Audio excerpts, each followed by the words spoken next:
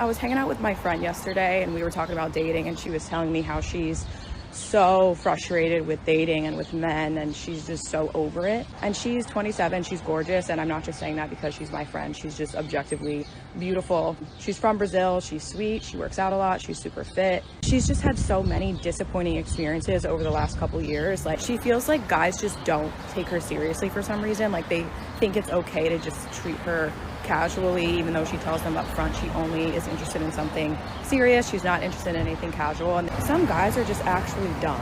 They don't know how to behave. On some of the dates, she'll like offer to pay or split something just to see how they react. Any gentleman is not going to accept that offer. He's not going to let the woman pay on at least the first handful of dates. And some of these guys will just let her pay. Like, they'll just be like, yeah, go ahead, you can pay for that. Yeah, pay for that. I'm sorry. He was just in the mindset of like, I've just been so disappointed by so many of these guys. Like, I just don't even want to try anymore.